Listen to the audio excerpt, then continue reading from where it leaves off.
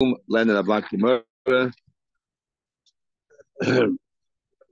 We are up to today the Kufiyud base, and basically we had like sort of two machlekes in there. One between Rav Chizda and Bava Kama, and one between Bava Kama and Rava. Basically, Chizda holds that if a father stole goods and then he passed it on to his children, and the children ate it, they don't have to give it back. It's talking about after years, you don't have to give it back, but before years. Collect from either one. According to Bava Kama, even before years, if the object is in existence, of course you have to give it back. But if the object is no longer in existence, they are put. And he holds that, because they didn't steal it, the other guy stole it. And he holds that the Rishus, the other thing he argues with Rav is because he holds that the Rishus of a Yodesh is treated like a third party. It's like there was a Shini Rishus, like there was a Lokeach, a purchaser here. Not like Rava, who says that children are like an extension of their parents, bro kara davua, and therefore there's no shini. So that's one version of the machlekes Rava and Chama. Another version is the same argument, same principle argument, except it's on a different case, and that's where we're up to. The Gemara is up to over here.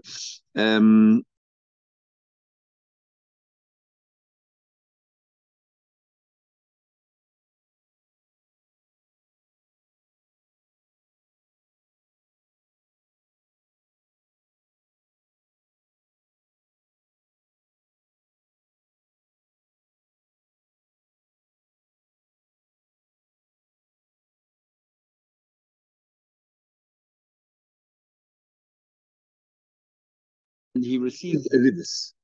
And the din is he has to give it back. Ribis, fixed ribis, you have to give it back. Even though we had a whole discussion before, taking back ribas, saying we want to encourage people, and the way Taisa learned about career criminals will be a career lender as well. We wanted to stop. Even though they know for a fact that this is interest money.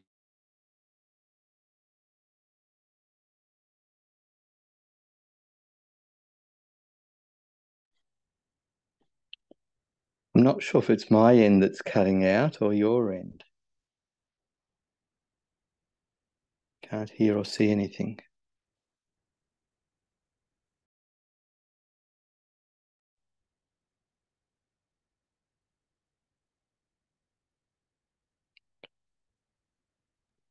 The Omakra. There's an exception because there's a custom here. I'll concede that they don't have to pay back the ribas. It says, "Al tikach mi'itoy neshech v'tabes." You should not take from them ribas, and it says why.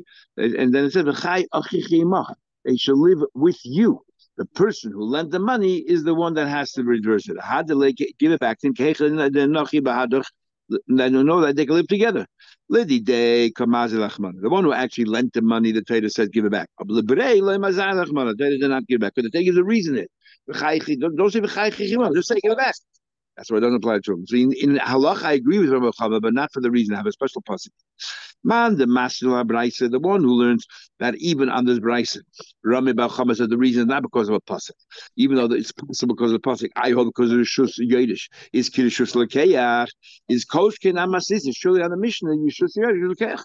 But man, the master maslisin, the one who says that Rami Bava Kama's comment was on our Mishnah, we have no evidence. What would it mean by the brisa? Maybe Rami Bava Kama, the halach is the same, but maybe his reason by the brisa is because of Rabba's reason, because of a pasuk that the children have to pay the father's interest back. Aber brisa, lavdavke.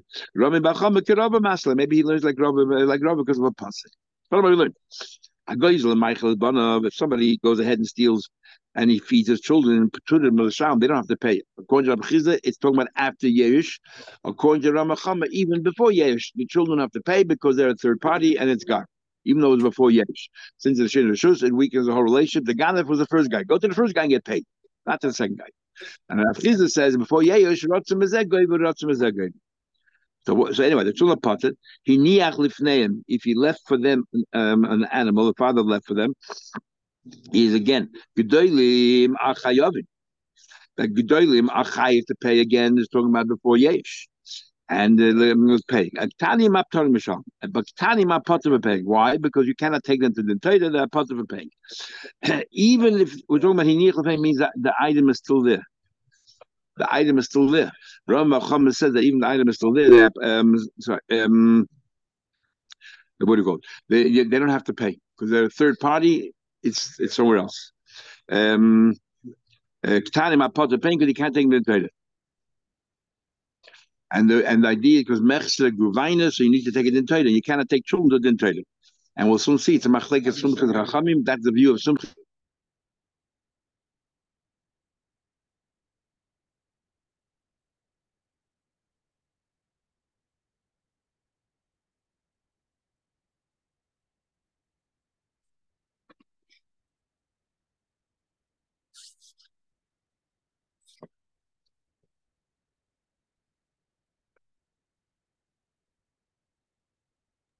Say gedolim sha'amru. They say yadana. We know yodim. We know cheshboinu shechashavini mach.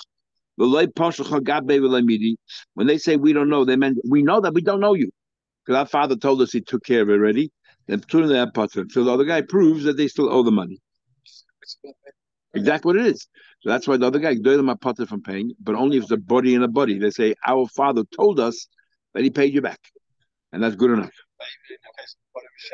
No, because we first of all have a machlekes laying more body Shem Rabuna and Yehuda and everything. Body we had a few base. If one person's body you owe me money, I want a Shema. What happens then? Because we have a chazaka, and you wouldn't make up a story. El Kel Yesh Boy, and you wouldn't ask for it. El Ken Yainyan Tzavei Chavei. Well, I say no. Yeah. You say any line, Governor, I'll say I don't know you. And that's it. End of story. Because I say maybe. When you came over, you didn't know that I'm going to say maybe. And we have a rule: Ein Adam Tevez Chavei Elim Kain Yeshba. So there is something there. And the other one, I disagree. The other one agrees with you that the other one has a chesed moment. It's a body versus a chesed moment, and therefore you cannot extricate any money from anybody unless you can prove it. Tani will another brayse. So this is brayse Tana Potter. Another brayse goes to my chabon the Potter Mishlan paying. Here of name Vachu and Bang Doyle Bang Tana Chayab. Here is Tana Chayev. Tana Chayev. Why Tana Chayev? Even their mazik. We learned before that Tani Pigiyos they're bad news because they can cause damage and have to pay. This is what he meant. He niach lifnei. If he left for them, but dayin loy achum is still sitting there.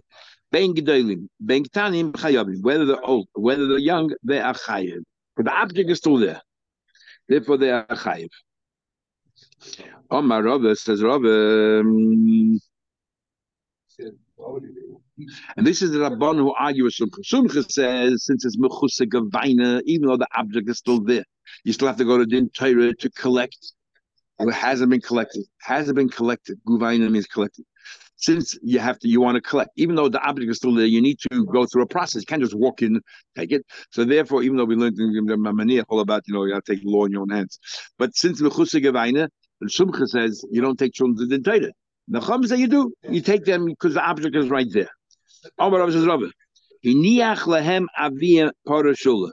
There are many ways of learning the Gemara over here. We'll just learn a simple way. Beautiful tzatzin here and Yam Shleimers. We don't have time to learn, unfortunately. The question really is going to be as follows: when you borrow, this is the way it comes over some when you borrow something, let's say you show you, the din is that anything that happens, you're responsible for. So there's two ways of understanding. One way of understanding is the moment you borrowed it and took it out of the person's house, you already owe him. You already owe him. There's a debt on you to pay back. But there's two ways of paying it back. One way is give the item itself back. Give the item itself back. That's a form of payment. If you don't give it back because it died or whatever it is, then you have to pay with money. So when you chayiv on ointzin, mishas mishicha, the moment you took it out of the owner's rishus. The other way of learning is no. As long as the animal is in existence, I owe you nothing. The animal is yours. The moment the animal dies or something happened, an accident happened, a mishap happened to the animal, that's when the chiyuv kicks in. I owe you the money. So, the question is, if the law is if a guy lends somebody, Reuben lends Shimon $100, and Reuben says, Shimon, you owe me $100. Shimon says, I don't know if I ever borrowed from you. Then, according to those I told you before, and even though it's a body with Shema, but it has a chesed mammon, you don't have to pay.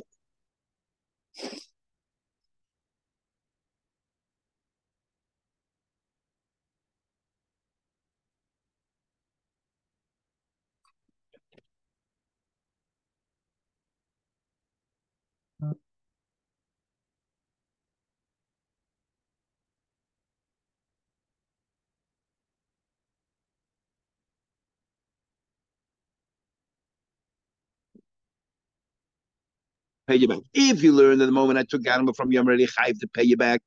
then it's a question: did I pay you back or not? No, but if it died in a way, I pay Allah potter as if I paid you back, and if not, not. Okay, so therefore that's one. But if you learn that the chiyuv only kicks in after the mishap happens, that's the question: do I owe you or not? It's any day in this chayavti, and therefore I will be potter. But big enough Allah. So this is going to be the argument here, Rabbi Papa. I took explain this very beautiful sauce on this. Anyway, Amar says, Rabbi, the father left behind a powder that was borrowed. So they can continue using it. Borrowed for a year, they can continue using it. Mesa, but if it died by accident, ain't chayav said they're not responsible for accidents because they're not the ones who borrowed it. They never accepted the responsibility for that. However, because they didn't know it was a borrowed animal, they thought the fathers, they shechted it, they ate it. Then they pay because the fact that they had a no, they pay, but bizarre, 2/3 of the value. Had they known that it was not there, they would never have shechted in the first place. So it's like an accident. So therefore, we make them pay 2/3. If the father left behind, let's say assets, which the father can still pay off, even though children have to pay the father's debts, but the assets, there's a lien on them, and chayavin l'shalom, you have to pay. Now, it's not clear which case is this referring to. Is it talking about the case of parashul that died by accident? And we said in the first part of it is if it died by accident, the children are potter. Are not chayiv. Oh, but if the father left behind assets, then they are chayiv. Is that what he's saying? Or he's talking about the thing they thought that it was the father's animal and they ate it and they pay only 2/3. But if the father left behind the assets, then you have to pay. Which one is it? The one who said it goes on the Reisha. That what? That they never borrowed it and they died by accident. But if the father left behind assets, the father's chayiv. Why? Because the chiyuv, it's as if the chiyuv already started in the moment it took it from the father, and the father then was alive, so there was already a chiyuv on the assets. When that father borrowed, the thing is as if already he owed them money. So then koshken are safer, surely on the safer, where they proactively destroyed the animal. In the Reisha, it was an accident. The safer, they shechted the animal, so surely they have to pay. Because the father's assets is a lien on them. Or please that papa that the chiv does not start until the mishap. So therefore, what do I care? The father had assets. There was no chiv. The father who borrowed the money had assets. So what? There was no liability at that time. The liability only kicks in after the father died. And this are the papas also say, the master safe, the one who says talking about the safe where they proactively destroyed it. But in the Reisha, the taka, even the father left behind assets, they don't have to pay because the chiv doesn't kick until the mishap. Exactly, papa. What's this a papa? Papa. How is it part of the Let's say you stole an animal. The Tvacha b'Shabbos, you shechted on Shabbos, chayiv. You are chayiv. Why are you chayiv? Shekvar chayiv b'gneiba koidim sheyovel adisa Shabbos. L'chayim Shabbos is kamle b'drabanei. So one second, no, so Geneva you chayiv before Shabbos. You stole it. On Shabbos is shechted, but it's a penalty. When do we say kam limit rabbinay exempts you from a din mammon? You owe money. No. When you owe money, but here what you did on Shabbos is not money. It's a penalty, and by a penalty, kam limit rabbinay is not taken away because you need that penalty still has to happen. There's no pasuk to tell us that kam limit rabbinay exonerates you from paying a penalty. So you pay everything. You pay for the stolen item because you stole on Friday. And you come a Shabbos exactly, and can actually pay. But if let's say you borrowed animal, the Tvacha b'Shabbos. So when did you become responsible for the animal on Shabbos? Potter, you are potter. Why? Because come labor the animal. What do you mean? But the chiv of the animal started as soon as you borrowed it. Papa says no. The chiv only.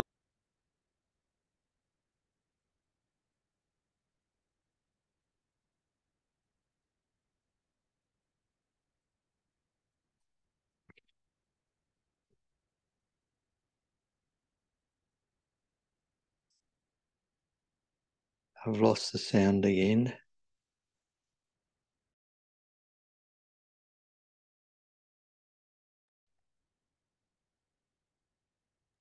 That a child does not pay the father's debt. Says the Gemara, Matam Lamashagazel, Yachzike Ein Shagazel. Now what? You should return it. The one who stole it should return it. But if you stole it and you gave it to your children, you're potter from paying. According to Bava Kama, before years, according to Rav Chiza, after years.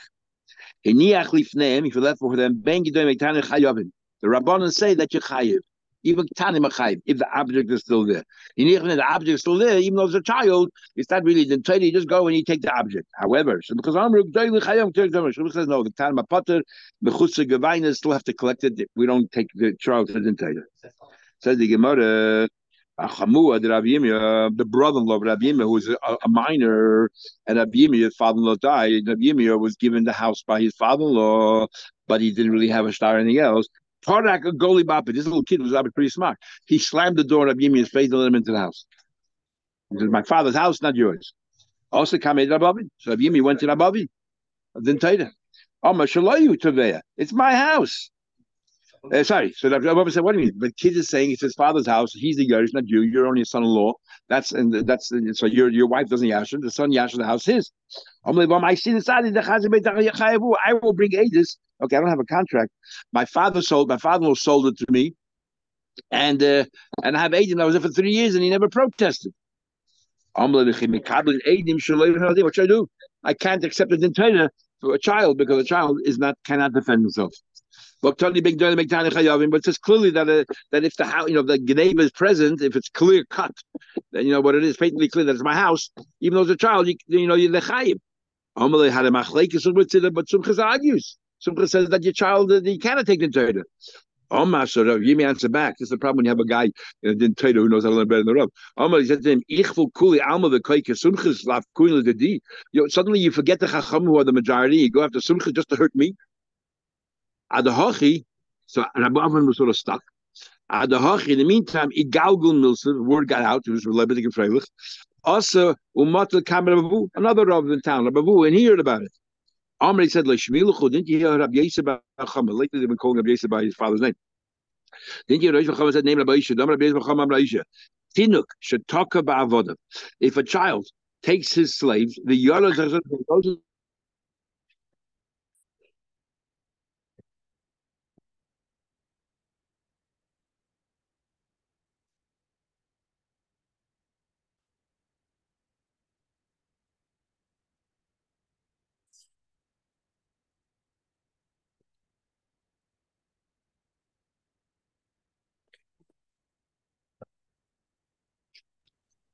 Let him stay in the house, and when he becomes an adult, you'll go take him to Torah. Says the Gemara. So we say back to maybe Zabim himself said it. Me or me dummy. What are you comparing? The child is coming to somebody else's field and claiming it's his. Of course, we say, is that fair? The child should keep the field and wait till the mitzvah? No. You say to the child, you got to wait till your mitzvah, and then you'll take it. He's not relying on the chazak of his father. He's claiming a new field. Here, the child already has a chazak. It was his father's field. He's the Yerush. That's a fact. You're coming to change the status quo. You're saying it's yours. Different. So Rav Yirmiyah basically was had to wait. Rav Ashi said, Rav Shabsoi, Rav Ashi said, Rav Shabsoi, Mikablin Edim Shaloi B'fnei Baldin.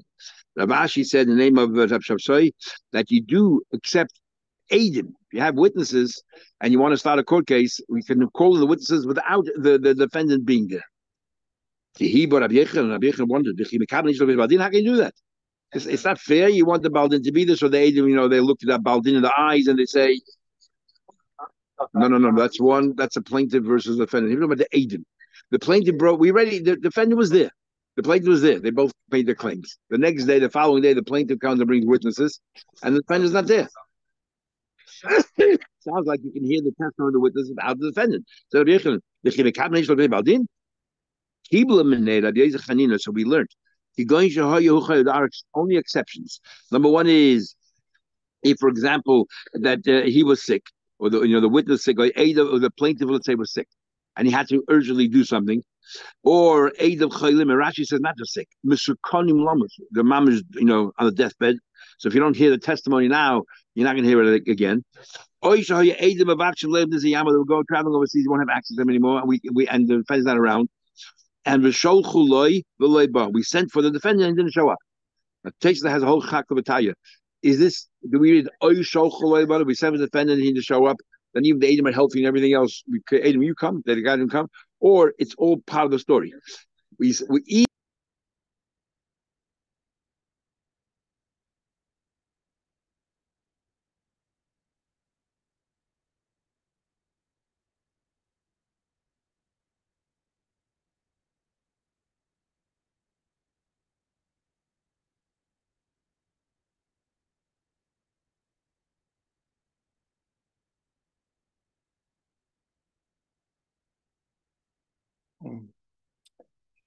Lost it again. And in the middle of the Torah, they sent for him, and he disappeared, or he's not coming anymore. The defendant. Then we would continue the din Torah without the presence of the defendant. If the defendant elects not to come, we continue the din Torah. But if the guy defendant they never started it in Torah, most of them say, I know the Bezna God Lazilna. If they started in Torah, you can say, I will go to the Torah, but I'll go to another Bezna. If a Bezna calls you the Torah, you can't ignore it. You have to respond. Now you can say, I'll go to another Bezna, I'll go to Bezna Shalayim, the bigger Bezna. You have a right to say that. But to ignore the Bezna, you can't. They'll put your chayim. So what if in the middle of the court case? Why can't you say, why can't you say, look, we started, but I want to go to Bezna Hagadol, the Bezna Hagadol in Yerushalayim. We're talking about a case. You know when you can't say that? If the Bezna Hagadol sent a letter and said, we confer all the authority to the local Bezna there, we want them to listen to the case. Then you can no longer say, I'll go to the big Bezna in Yerushalayim, because they sent a letter saying that you should go to the Bezin, local Bezin.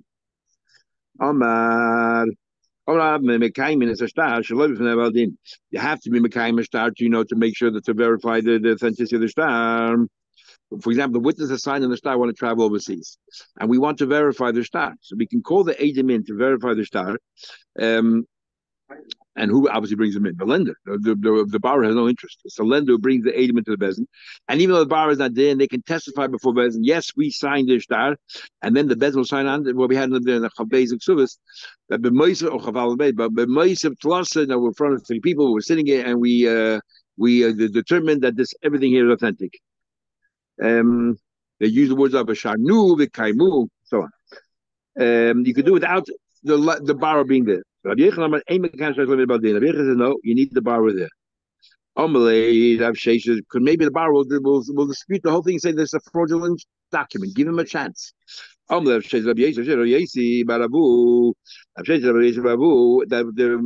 reason? I'll explain to you.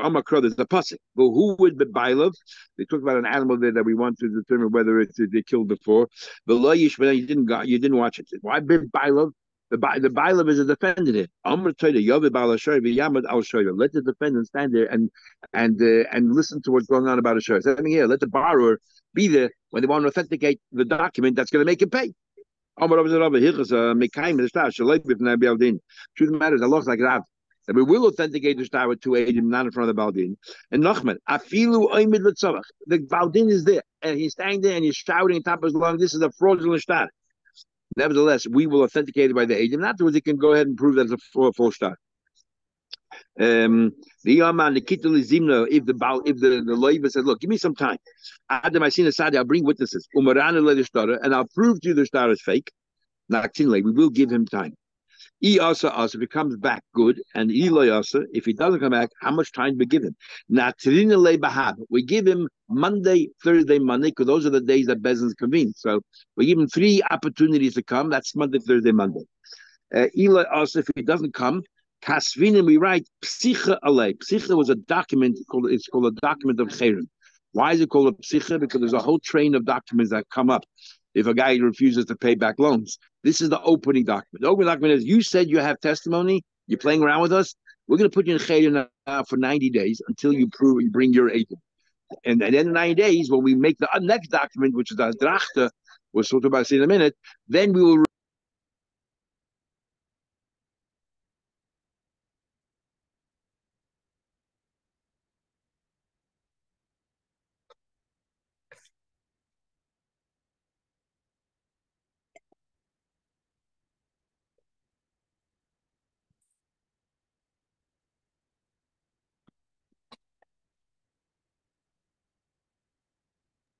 ask us, amazing, maybe couldn't find anybody. Yeah, couldn't raise funds. The Katarich Umazma, so he decided he's going to sell his properties instead. Okay, give him a chance to sell. Basroi, another 30 days, we don't go down to the but we say, that the Lekech, we say that maybe he found a buyer, but the buyer now needs to borrow money to be able to pay for the property. We give him, but all this time, he's in Chedim. So it's not like he's licking honey there. He's in Chedim. Also, now 90 days expired and he didn't come. Kasvinan adrachte anichse. We write adrachte. Adrachte means hadrocha, guidance.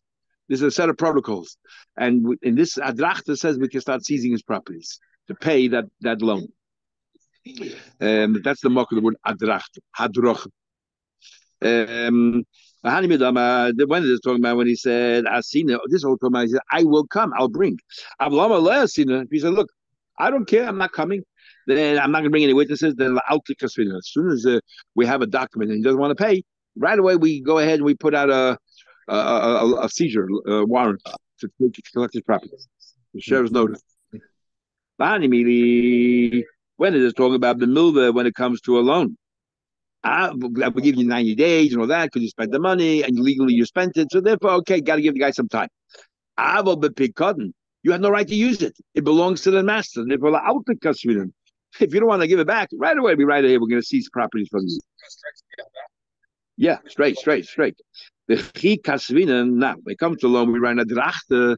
What can you seize? We're talking about a case where the guy says the fraud in the start, but he has no test. He has no proof yet. Then we write 9 days went by, he still has not brought any proof. But he claims that he's a fraud in the start. We'll write a drachte, we can only seize his property. Why? Because it can always be returned. It's reversible. We'll never say you can seize his metal. It's not reversible. And maybe maybe the malva will go ahead and consume them, the metal. And the chassid made the label come in a year's time. He knows it's fraudulent. He continued to work. Remember, we had the whole. Oh, we didn't have it, but Babasa, we had the Rishonim will hold that called the Rashi, and all those Rishonim will follow Rashi. Called the Alam Gover means literally whoever is stronger is gonna win. So the Rosh explains because we believe that the person who's saying the truth, even though he's a weaker person, he'll have such tenacity and persistence that eventually he'll pull through. So here also, not like Rabbein Thomas says, you you're lucky to draw whoever you decide to give it. The Chiyasa Leiva comes, and brings witnesses. What about Lamish Milig? So that's why I'm telling you, whether you couldn't find anything to collect. And you won't be able to find anything to collect because the Malva used up the metalglin, and now the labor is right, but he can't get his money back, and that's so unfair. We forced the labor to pay the Malva when he claimed that his Bubmeisers turned out to be the labor telling us the truth, and because of us, he now lost money. We can't allow that to happen. So metalglin we don't seize. So, but however, if the Malva has property, so even if you use a metalglin, we have what to take back from the Malva. So then maybe we should seize the metalglin from the labor. But then it's not true. Never. You know why? Even though the labor has property, we're worried. We are worried that what? That maybe the property will be floods, hurricanes, a heat wave, destroy the crop, destroy the property. So what happened? The property is worthless. We seized metaltlin from the borrower, and at the time the Malva had property, but the property now has lost all of its value, and it's not fair because of us. The borrower now lost money and will never get reimbursed. So why? But if the leiva, but if the leiva has property, we will seize the property. Why will we seize the property? What happens? It gets devalued by the Malva and he can't get it back.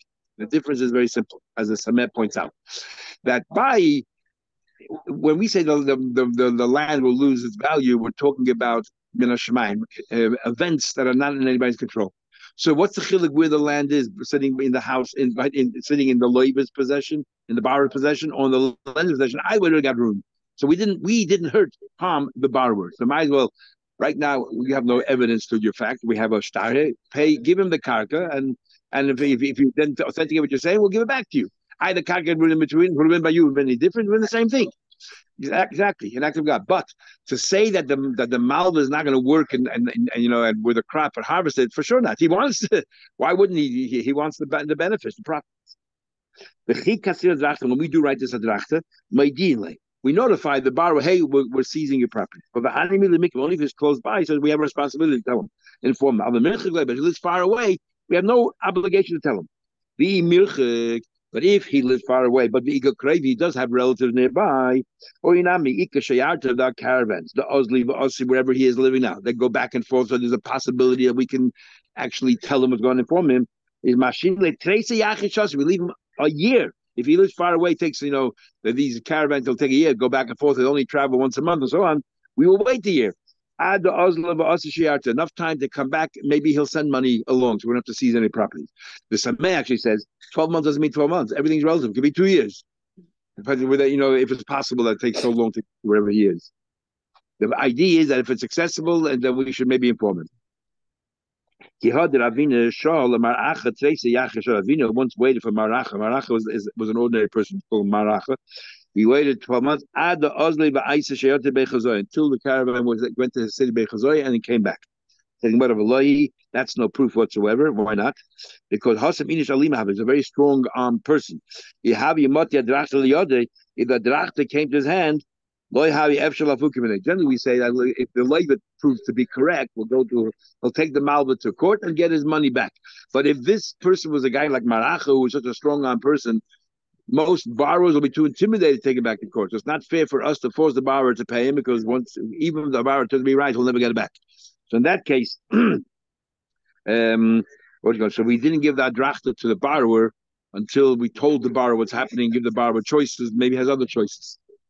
But in our case, we don't wait 12 months. What do we do? We don't wait. The shliach bezin has, one day comes on Tuesday, but also Bava Shabbat comes to him. We invite him on Tuesday. The shliach tells him what to do. I goes down Wednesday, but the fifth Thursday he has a chance to come to bezin and give us alternatives or whatever it is he wants to give. Ravina said, interesting that these dinim are all here in Bava Kama rather than Sanhedrin. The protocol, the process of a bezin. So Ravina, we have a shliach bezin. And you give Hasmana an invite, right, to the Torah, subpoena. And if you don't come, we put you in Chayim. This Shliach Bezin, the Hemin Leki Beitrei.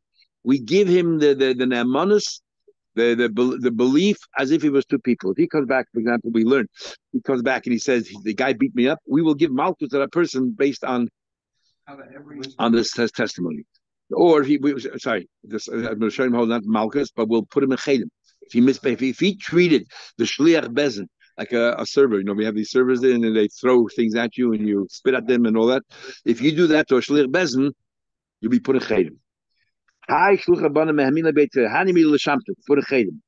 Avol l'psich to put in chayim. Yeah, but a document, even the memayne kamach, like who pays for the document? If we have to make a document hadracha, it's the borrower who pays. Why should the lender pay? You didn't pay me when you owe me, so the borrower has to pay. So now, based on this single shliach, single aid, you want to take money. An aid echa cannot take out money. We'll only believe as far as chayim is concerned, but we're not going to write documents. And based on that, where they say if the shliach says he beat me, we're not going to give malchus, because that's also harming, physical harming or monetary harming, same thing. Even the money it costs money, we won't believe it. The kabayla the Meshal is Zuzla Africa has to pay money to the cipher. When we can even ask a woman who's a neighbor, say, look, you live right next to Yankel. Do me a favor. When you see Yankel, tell him that he's subpoenaed to Dintata. And we believe, and we don't even have to ask the woman for sure, chazaka, that they would carry out this shlichus, and therefore it's considered a subpoena, a verbal subpoena. We will ask a woman to go ahead and to inform this person that he better. Let's say she cleans his house, or she lives in that house, or next door. She will tell the guy, and we trust that they did the shlich. We don't call back. Did you tell him? We assume he did it. And if they don't come, it's a hefkedus. We'll put the guy in chayim. Same thing is the shivche or neighbors. It's not good enough.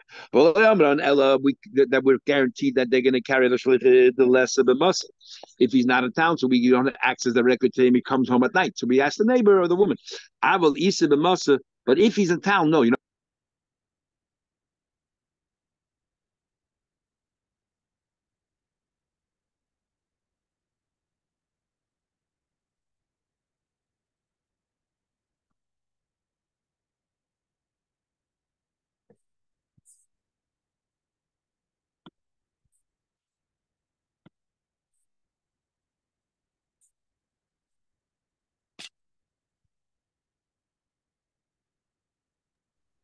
if the only way that he can get to his house.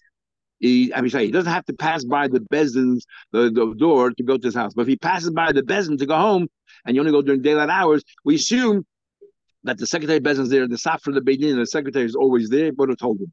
So again, this woman or neighbor will think if he passes by bezin, they'll say, no, they'll say ashku beidin. Surely the bezin found him. They told him. But when do we say this? If he goes out of town, but he comes back every day. He only comes back every second day. Look, interesting. You know why? If you told the woman, look, he's coming back tomorrow, tell him, Hema Ishtalu. People can only remember as far as one day. To give someone instructions to do the following day, sometimes you forget. I know exactly what the Gemara means. Cherem, putting him in cherem. That's a big thing, putting him in cherem. You can't be counted a minion, but actually it affects monetarily as well. It's a different degree, kind of business.